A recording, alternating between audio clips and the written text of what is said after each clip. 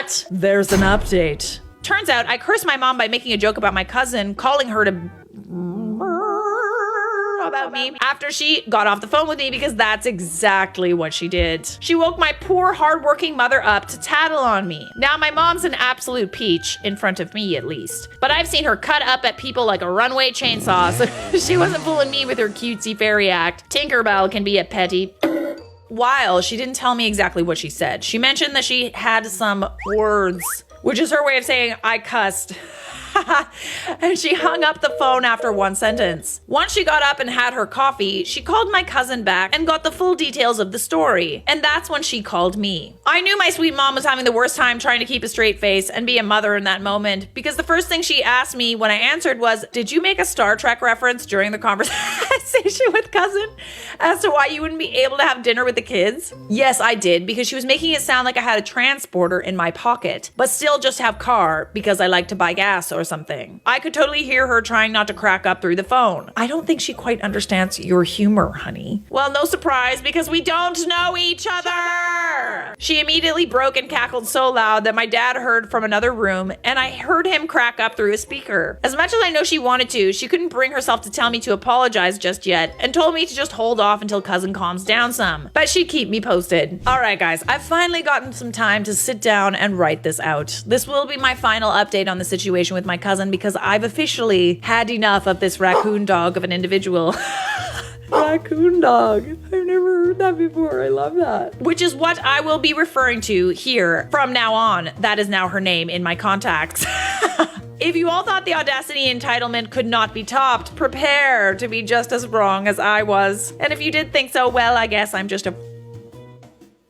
Anyway, since I was off today, I decided to work on a new beer recipe I conjured up, so I'm in the kitchen with my brew pot. Now, for context, when you home brew beer, the first thing you do is make the wort, which is basically your sugar water. It's made from a process of boiling grains in a kettle, then removing it from heat to add the malt extracts, which you have to mix until it's dissolved before boiling the mixture again. Afterward, you add the hops, which provides bitterness and a variety of flavors. My brews in particular are a little more complicated because I used different ingredients that I grow myself in the initial boil. Because of this, I take very great care, try not to waste any of it, because these ingredients do take a long time to grow. This will be important later. I was like, Dusty, where's this going? Like, I mean, I'm really impressed that you make your own beer, but like, also, is this relevant? Kidding. She's not. So, I'm chilling, doing my thing, when I get a call from the raccoon dog from hell. After contemplating whether to send her to voicemail or not, my curiosity got the best of me and I answered. Do it for the plot, bestie. Hello? Hey, Bleh. It's RD. Oh, hey, what's up? So, I just wanted to apologize for the other day. I didn't even think about what time it was. I'm usually out pretty late chatting with somebody. Can't relate. And I just went ahead and called. Yeah, I feel that. No worries. Teething internally. So listen, I know we got off to a bad start, but I was hoping you'd reconsider about hanging out with Bleh and Bleh, since they don't know anyone in that town, and I know you were concerned because you don't know each other. I get it. I just want to have someone present that they could be comfortable around.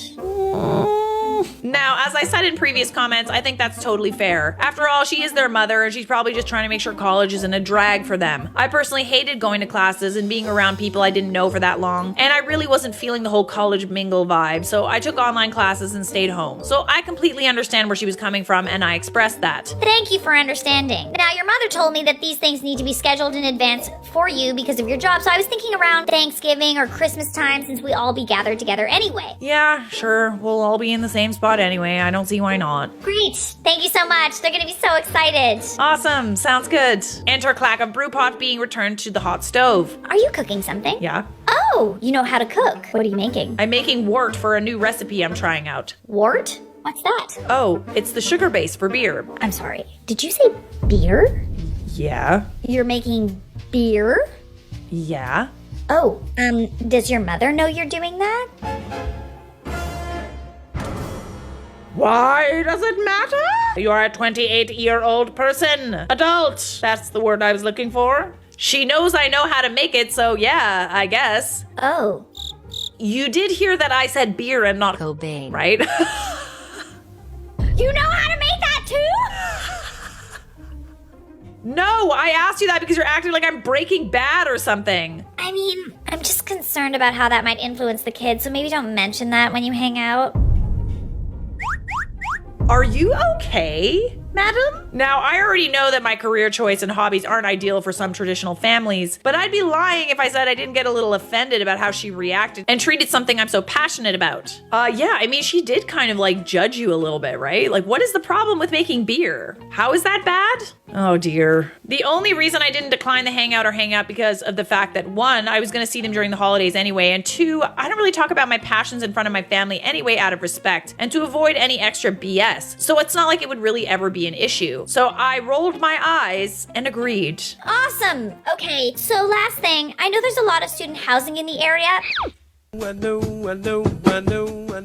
And cheap apartments, so I was wondering which ones we should look into that would be close to the school, but also close to you too. She's fishing. Now this is where stuff got real, and I'll be honest, I grinned a little bit. Well, my apartment is about a 5 to 10 minute walk from the school, and the rates are pretty decent for a 2-bedroom. That's fantastic. You guys could be neighbors. Yeah, about that. We actually won't be in the area because we're moving to a city I work in that's almost 40 miles away before the new year. Okay, I'm not really following. You said you won't be able to come see them? Insert Britney Spears WTF face. So she's expecting you to hang out with the cousins that you don't know, even when you don't live in the city where they're going to school?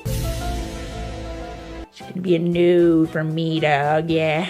Well, no, not really. The whole purpose of the move is for us to be closer to our jobs so we won't have to drive that far. But you do it all the time, so I don't see why you wouldn't be able to do it like once or twice a week to go see them. Absolutely not!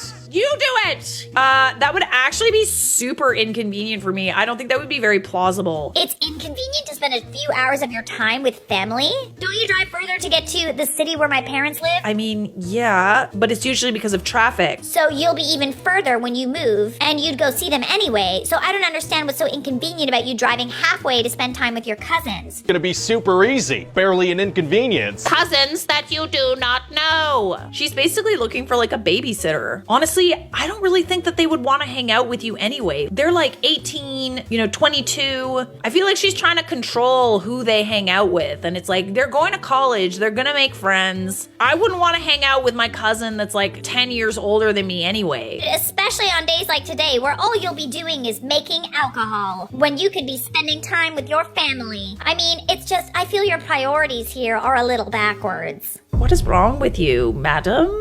Now, I have painfully and carefully picked and chose my words while talking to this person during all of our conversations, but my brain pushed civility in the closet and locked it for the rest of this conversation. I'm sorry, did you really just compare the level of importance between your kids that I have said exactly one word to in my entire 28 years of life to my parents? Okay, first of all, honey, I don't know who the hell you're talking to. Who are you again? What do I owe you again? What part of my day or time do you deserve a piece of again? What meaning are you in my life again? What would I miss if we hadn't met again? Oh, nothing, because I don't know you. And I don't care if you decide to move into my frickin' attic. I don't have an attic.